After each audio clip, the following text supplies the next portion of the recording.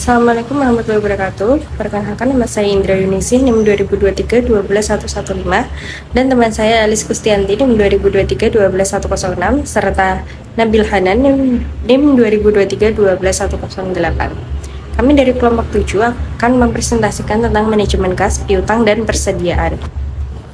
Oke, manajemen kas, pengelolaan kas. Salah satu upaya untuk mencapai efisiensi pada kas adalah dengan mempercepat penerimaan kas dan memperlambat pengeluaran kas. Menurut Keynes dalam Horne and Kochowicz menyatakan bahwa ada 3 motif untuk memiliki kas, yaitu yang pertama ada motif transaksi. Perusahaan menyediakan kas untuk membayar berbagai transaksi bisnisnya. Yang kedua adalah motif berjaga-jaga untuk mempertahankan saldo kas guna memenuhi permintaan kas yang sifatnya tidak terduga. Yang ketiga adalah motif spekulasi untuk memperoleh keuntungan dari memiliki atau menginvestasikan kas dalam bentuk investasi yang sangat liquid. Perputaran kas. Manajemen kas yang efisiensi dapat dilihat dari pengumpulannya terhadap kas atau jangka waktu dari kas yang dikeluarkan untuk dapat kembali menjadi kas selama satu periode, atau biasa disebut dengan perputaran kas.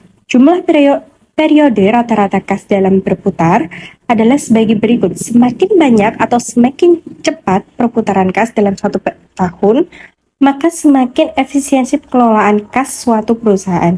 Dalam hal periode kas, semakin sedikit jumlah hari periode kas dalam satu tahun, maka mengindikasikan pengelolaan kas yang juga semakin efisiensi. Profitabilitas adalah indikator mengenai keuntungan yang dapat dihasilkan oleh perusahaan. Analisis terhadap profitabilitas dapat melihat tentang kemampuan perusahaan dalam menggunakan aset serta modal yang ada untuk menghasilkan keuntungan semaksimal mungkin.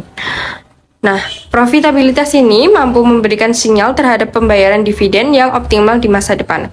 Kestabilan perusahaan dalam memperoleh keuntungan menjadi penilaian kinerja perusahaan. Semakin besar profitabilitas yang mampu dihasilkan akan dapat meningkatkan pembagian dividen untuk para pemegang saham. Yang ketiga, perusahaan juga harus aktif dalam memantau pembayaran pelanggan dan mengidentifikasi potensi risiko keterlambatan pembayaran sejak dini. Yang keempat, komunikasi yang efektif dengan pelanggan juga penting dalam kebijakan penagihan yang berhasil. Yang kelima, jika diperlukan, perusahaan dapat menggunakan layanan pihak ketiga seperti agen penagihan atau perusahaan penagihan piutang untuk menangani kasus piutang yang sulit ditagih. Kemudian, manajemen persediaan. Aktivitas persediaan bertujuan untuk membantu menentukan keefektifan perusahaan dalam mengelola persediaan dan dihitung dengan rasio perputaran persediaan. Dalam menentukan perputaran persediaan, perusahaan membandingkan antara penjualan dengan persediaan dalam periode tertentu. Dengan mengetahui perputaran persediaan akan menunjukkan efisiensi dari manajemen persediaan. Dengan manajemen modal kerja yang efektif dan efisien, perusahaan akan mampu menciptakan keseimbangan antara pemenuhan investasi untuk keperluan likuiditas dengan tercapainya kenaikan profit perusahaan. Manajemen piutang. Pengelolaan piutang. Piutang merupakan jumlah uang yang dipinjam dari perusahaan oleh pelanggan yang telah membeli barang atau memakai jasa secara kredit.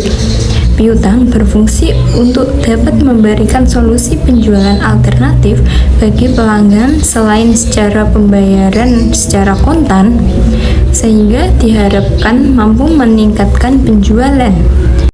Semakin lama jangka waktu pelunasan kredit, semakin besar dana yang diperlukan untuk membiayainya. Dengan demikian, piutang akan semakin tidak efisien.